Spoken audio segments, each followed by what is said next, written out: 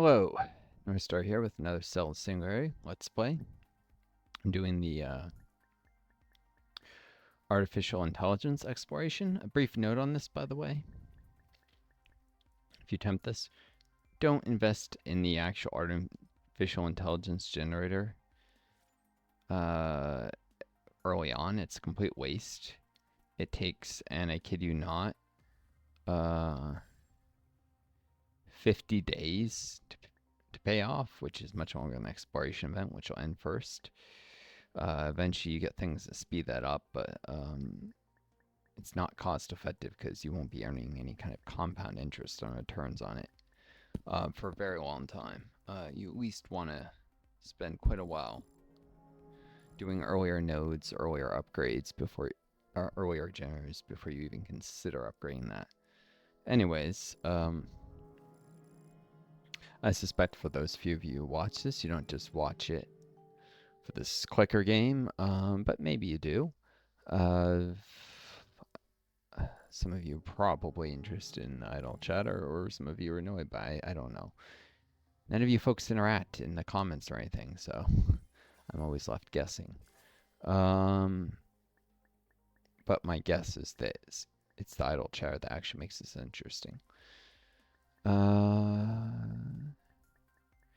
Right now I'm in just a rather sour mood towards government, towards the U.S. government screwing with people and just learning about Elon Musk and J.D. Vance, the vice president, going and freaking boosting neo-Nazism in Germany, participating in AfD rallies, which AfD is a neo-Nazi party. They try and distance themselves from that, but that's what they are. They're a neo-Nazi party in Germany, and they should be banned like all the other neo-Nazi parties in Germany have been banned in the past. But the conservatives in Germany are blocking that happening again just because they find it useful to have fascists around pulling politics to the right there. But yeah, I've been personally dealing with like the government does disability determination with Social Security, but then they outsource the freaking service to these offices, which are private companies that do it. They say, oh, it's fully funded by the federal government, as if to try and give some legitimacy to it. But these are private companies, and they're malicious. And they're not government employees who work for it, so they have none of the ethical standards of government employees. I'm dealing with these people not returning calls, and then they'll probably try and deny the medical process of saying I'm disabled by saying they don't have sufficient information when they won't return calls. They request information, say to contact them. We have a number in a letter, say to this phone number, and then when you call it, no one answers, no one returns voicemails. It's malicious, and it's a game they play. Every state is different, of course, because these are contracted out to private companies in each state. So some of you may have experienced, and maybe your state does better with this, but some of the states are truly awful. And it's not always the places you would think where sometimes these services are awful. It can be very blue states where they suck and very red states where they're great.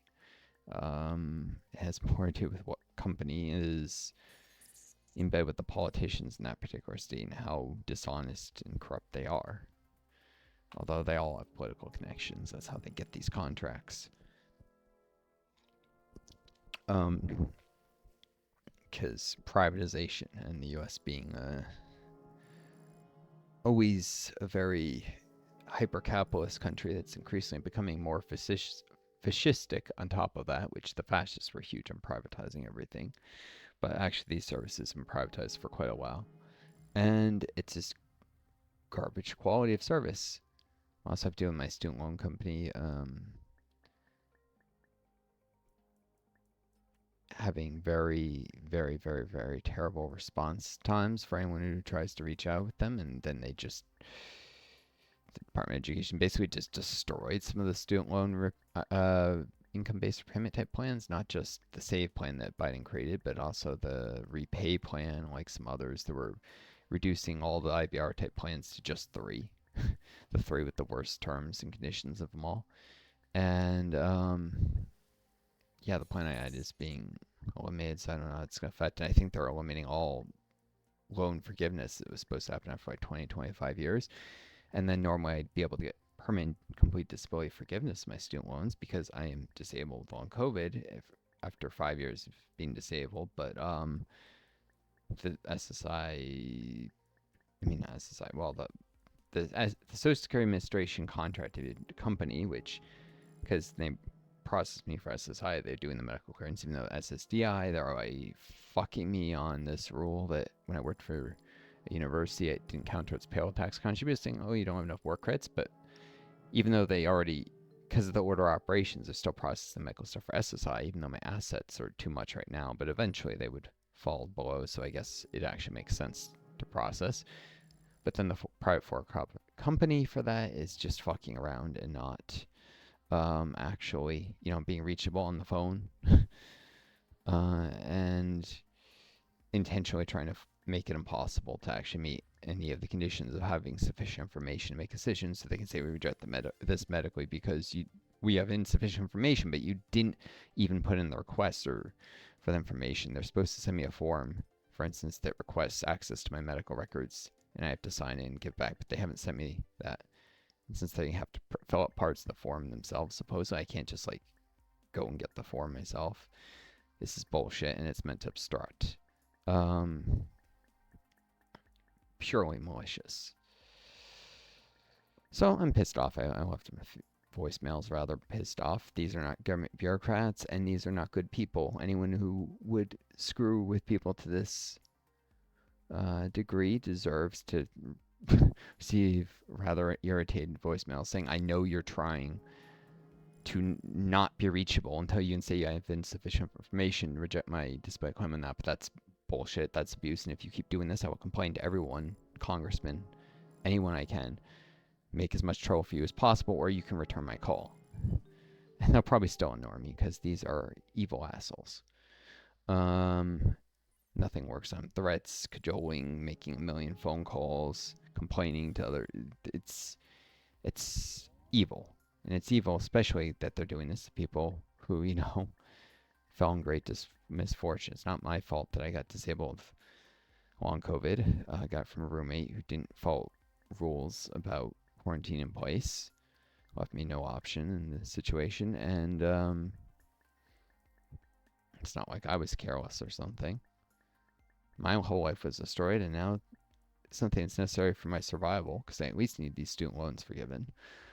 I have no way of repaying them when I'm disabled, and I need to be medically qualified, so eventually when I run out of money, I can get SSI, which doesn't have any work history nonsense. They can't fuck you and saying, oh, well, this job didn't pay into payroll tax because it was for a university, therefore you're not eligible, because we increase the number of work credits you need every year you get older, which is just ridiculous.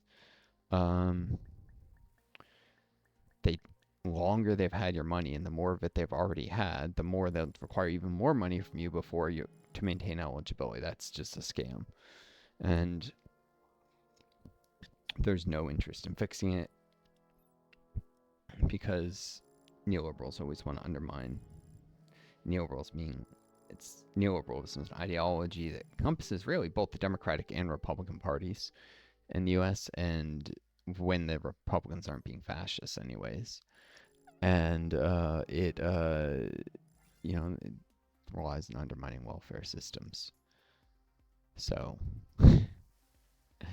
originally these work requirements were obviously institutes that people were contributing to society or doing the things supposed to would be the ones who are covered. But when you start carving out exemptions, like if you work for a religious institution, it doesn't pay any payroll taxes. So let me get this straight. Someone who worked for, you'd be surprised how expansive the business empires of some churches can be. That doesn't count. I didn't work for one, but I'm saying people can get fucked by that.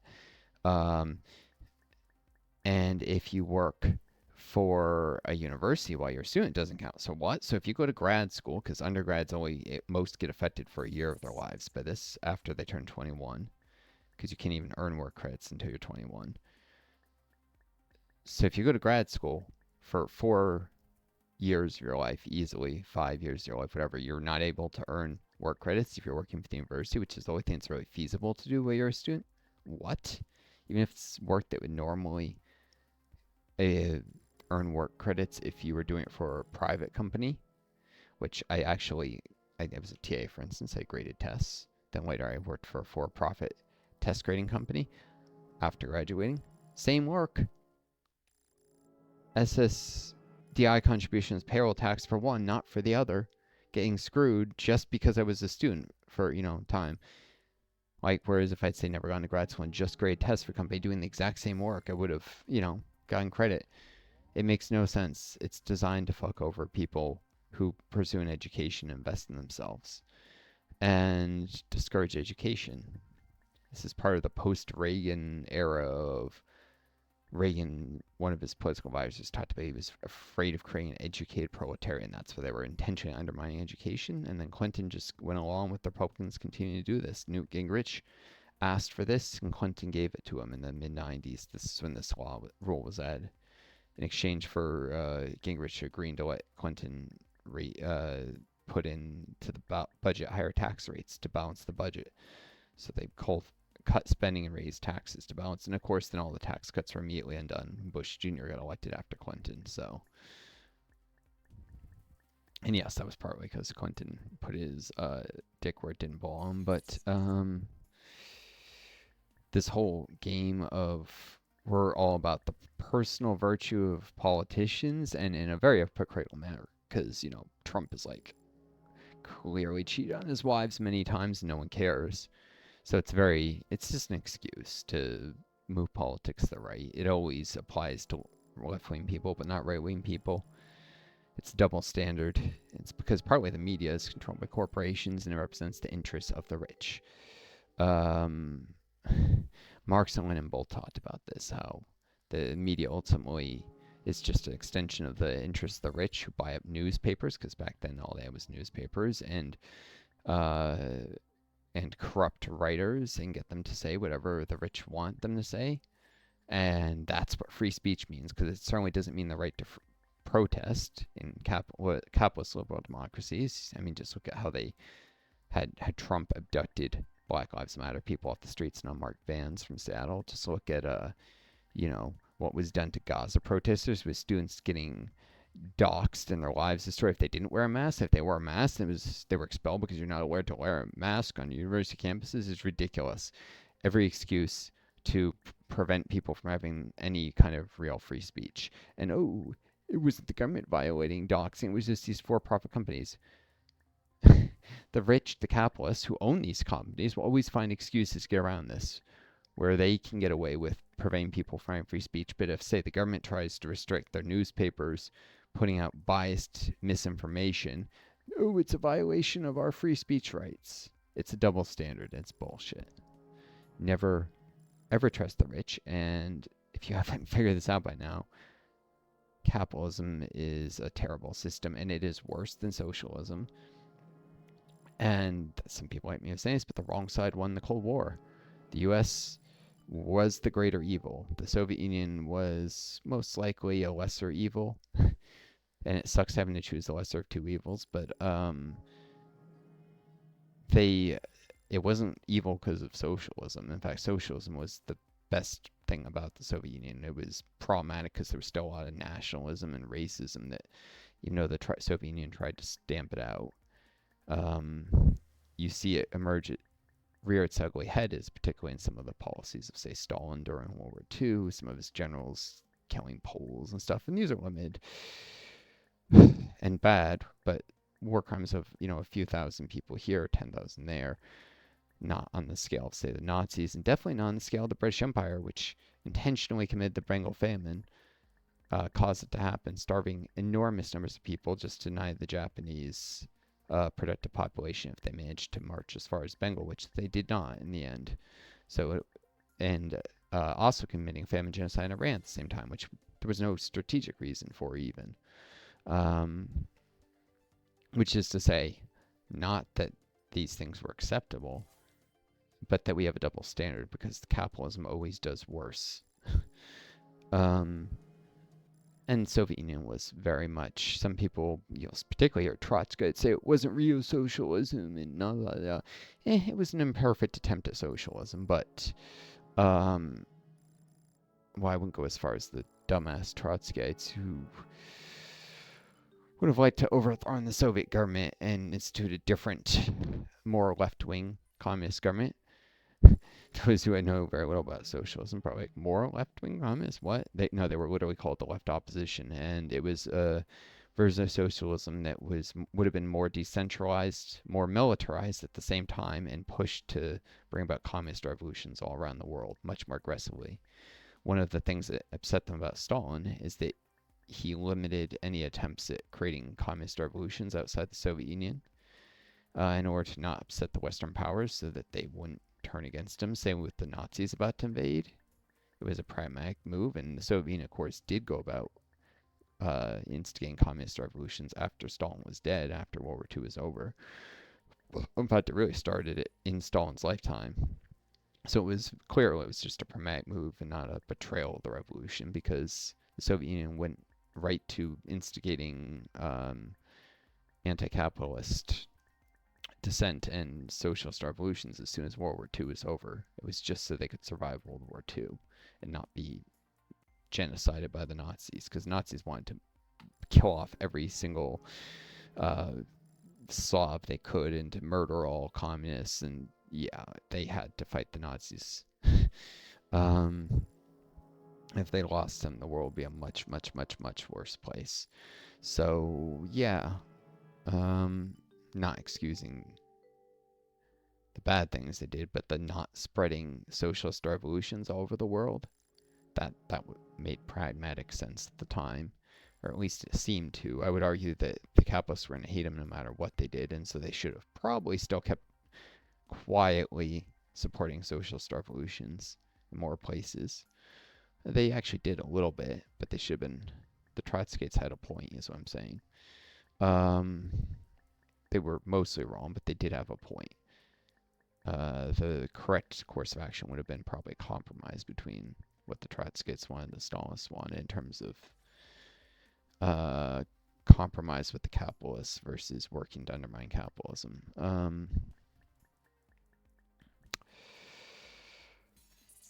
But oh yeah, by the way, the Soviet Union had a lot of. There was the right opposition, the left opposition. I mean, it wasn't. Anyone who thinks it was this monolithic block and everyone thought the same, no one was allowed free speech, is an idiot and probably propagandized as hell against communism and knows nothing about what they're talking about. There was a huge amount of diversity of thought in the Soviet Union, especially in the first 30 years, and a lot of disagreement. In fact, the level of factionalism greatly destabilized the Soviet Union in the early period. It kind of died out later, but that's partly because you had like Brezhnev and Khrushchev and just this very ossified government, and people saw that none of the ideas were going to be listened to, and then they started to lose faith in socialism because it wasn't reforming, wasn't changing in the Soviet Union. It became too static. And then eventually you get to Gorbachev and you get people who don't believe in socialism at all, and the whole system gets undermined from within by people who don't really believe in the system anymore. Which is to say, you need to be open to reforms. And one of the problems of the Soviet Union, this is the thing I will always disagree with the Marxist-Leninists about, is democratic centralism, as they called it, which isn't really all that democratic. They had vivid debate and political participation in the Soviet Union. Don't get me wrong. People say it wasn't, are just spreading anti-socialist lies and propaganda. There was a great deal of what you might call democracy in the sense of public participation. The problem is that participation didn't affect anything except when they would periodically reassess overall strategic plans, and they would only do that like maybe once every 6 years, where they would actually consider changing policies, and people weren't allowed to speak out against existing policies until the next reconsideration period. That might seem appealing to some people, but you need people to continuously speak out against the status quo and argue why we need this reform or that reform, or they won't be prepared to actually get the reforms passed when you actually have the chance to change things. Democratic centralism is a flawed doctrine, and you can owe that up to Lenin, and specifically a divergence in the socialist movement that occurred under the Second International, when World War One tore apart socialists because many socialists tried to go along with their country's side in the World War One, say, oh, it's more important that we support our country and that we support the socialist cause. And Lenin correctly argued there's no more of a class war, and you're just going to end up fighting for the rich. And these bastards ruling your country don't care about you. So the best thing you can do is actually see your country lose World War One and do a socialist revolution, which is exactly what happened in Russia. So Lenin was right in that much. But unfortunately, he also had some problematic ideas of democratic centralism. And because he was right on this more, at the time, important thing of, not going all in on your country's, brutal, meat grindy World War One policies, not lobbying for war bonds and nonsense like that, which a lot of socialist parties did, like actively tried to raise money for the war, which is insane. Because he was right on that, people overlooked how wrong he was in democratic centralism, and then his policies there became the dominant school of thought in socialist Marxist circles. Marxist-Leninism became the dominant form of Marxism, and there's a lot of problems in Marxist-Leninism. Lenin was a clever intellectual and had some good contributions, but people shouldn't have gone whole hog on the things he believed. And the Soviets got way too much to, almost canonizing him, which is what you call it when you make someone a saint. They, they famously, what is it? They built a tomb around him and stuff. Lenin was, he was a great thinker, but he had some really problematic views too, and people should have been more critical of what he had to say. You know, Marxism is a very useful lens, and generally speaking, it's more correct than capitalism, but that doesn't mean every single famous Marxist thinker who ever existed was perfect or should be treated, you should treat their word as gospel. Some people say socialists put Marx or Lenin or their words right where religion, slot it directly into the religious law in their brains, and maybe some people do. That's not to say socialism is wrong, that's just to expose the vicissitudes and shortcomings of human thinking and people's tendency to get over emotional about causes and to not always approach things quite rationally enough. That said, you got to have some emotion. You got to be angry at what capitalism is doing because it's mass murdering so many people and it's horrible and needs to end. Not, continue to do genocide after genocide, the Indonesian genocide, the Bangladeshi genocide, the Gaza genocide, the current East Congo genocide, which, by the way, South Africa is trying to put an end to. That may seem weird, especially if you heard me recently talk about Elon Musk and his neo-Nazi origins from South Africa. That's because he came from apartheid South Africa, which was a fascist government. The fascist government was overthrown. There's now a left-wing democratic government in South Africa, which is, much more in line with being on the correct side of history than the fascists were. And so this left-wing democratic government in South Africa, that's the ruling government there, which, by the way, Trump is trying to destabilize and overthrow now because Elon Musk doesn't like it because Musk is a Nazi sympathizer. Let's be real. So, he literally went to an AfD rally, which is a neo-Nazi party in Germany. They will deny they are, but they are basically, Alternative for Deutschland is a far-right party. And, he, rallied them, and he's famous for his Hail Hitler salute. He's an evil fuck, Musk. But the current South African government, they're the opposite of Nazis. They're the good guys. They're the people that Musk hates. And they're trying to put an end to the East Congo genocide. They're increasing their military budget because they're pretending to send a peacekeeping force to East Congo to put an end to the genocide there. Because the UN won't do it because the US would block any attempt to do it. Or the British, because it's actually the British that are funding this genocide, not exactly the United States, but the US is helping. It's kind of like the Iranian coup in the 50s was actually started by the British, but then the CIA kind of took over and did the majority of the work. It became a CIA operation, except East Congo it's Rwanda, which after, you all know there was the Rwandan genocide, which European powers didn't have a lot to do with other than the Belgians creating the ethnic hatred in the first place. But after, when Rwanda was rebuilding from the Rwandan genocide, the British just rolled into town and promised to help rebuild. Great, except they effectively turned Rwanda into a puppet state. And then they utilized anger at some of the people who had fled Rwanda, who had been responsible for the genocide, who fled to East Congo, and wanting to hunt them down, also probably justified. So far, up until this point, the British have done nothing wrong, right? But then they took advantage of this anger and this wanting to hunt down these people, just like the U.S. took advantage of people wanting to hunt down Al Qaeda after 9/11 and invaded not just Afghanistan but Iraq. The British made sure to utilize the situation in East Congo and the hunt for some of the people who had fled there, who had perpetrated the genocide, to create widespread violence and strife and to take advantage of the situation to get cheap labor out of Congo, and intentionally tried to make sure that the violence would never end, tried to keep it going forever, and pretend this is all, very covertly with like British intelligence being involved kind of stuff, not, and, wink, wink, nudge, nudge politics. Is not a lot of this is out in the open, but the British have basically caused the East Congo genocide, and then the United States, the CIA, has rolled in and helped them, and it's provided diplomatic cover for the Rwanda government perpetrating this genocide with the help of the British. This is very much a victims became the victimizers, just like the Israelis, Jews, survive the Holocaust, victims, then they come to Israel and they start genociding the Palestinians, a slow rolling, but definitely still a genocide.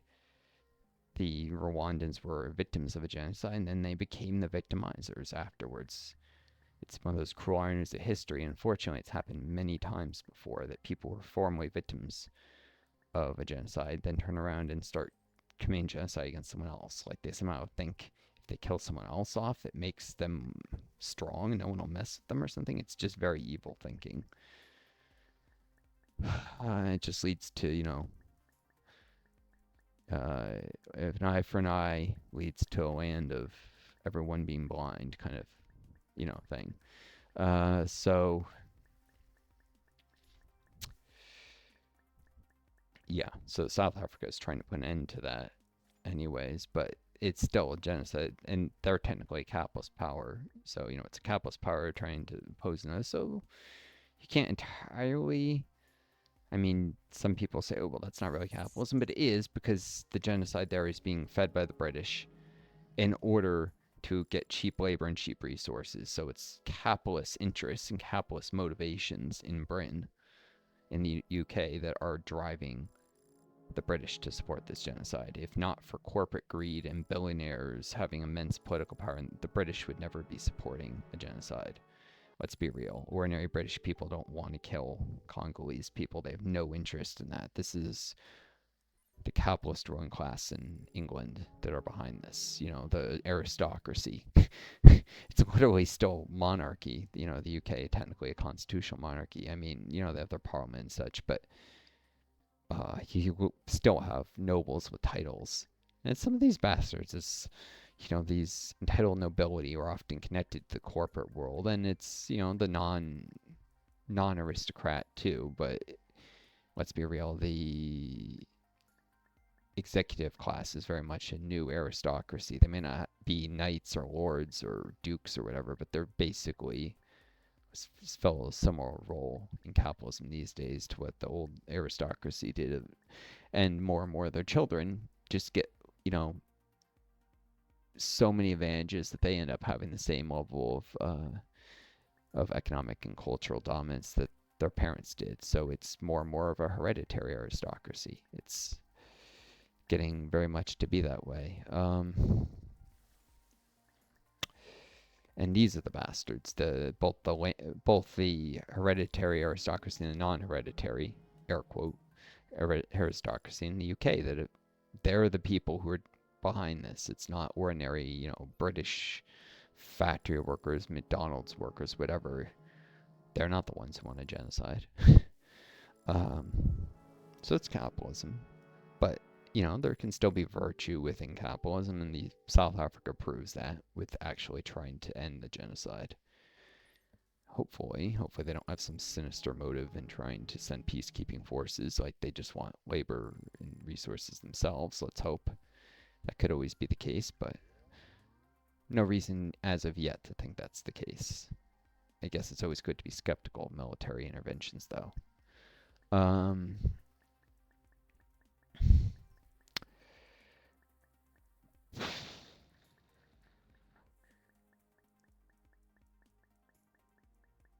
so yeah, I'm having to deal with this. As I said, going back to what I was originally talking about, having to deal with this evil for-profit company that's been contracted out to the. Ultimately, it's paid for federal government money, but it's contracted out to the state government to handle disability determination.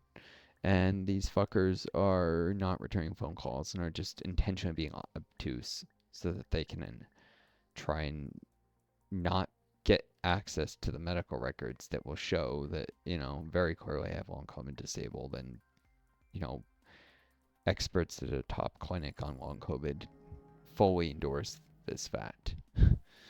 And they'll probably try and shuffle me off to one of their own doctors who says that no one is ever disabled and has no experience with long COVID, if they even ever get a hold of me again. Mostly they've just not been returning calls, and just, then they'll just say they don't have sufficient evidence or something. It's all bullshit. It's all evil. If you're American, really, this system is getting worse and worse. It's not sustainable. You need to get out. You need to resist the system however you can. I advocate peaceful, lawful change, but you need to get out and resist the system before it's too late. And if you're not an American, pay attention. The U.S. is trying to force every country in the world this way. Build firewalls against this now in your country if you're able. Demand politicians separate themselves from U.S. influence as much as possible, and try and move politics to the left, because this is always a case of moving politics further right. Try and move things further left so that it'd be harder for them to move it to the far right where they're trying to move it. Read Marxist theory. There's a lot of value in that. And the best protection against fascists rising is a socialist bulwark on the left, which, even if it's not the ruling party, can act as a counterweight to fascist parties if there's a strong socialist presence in your country. So, resist, educate yourselves, organize, because just unorganized action not going to do much. So get out.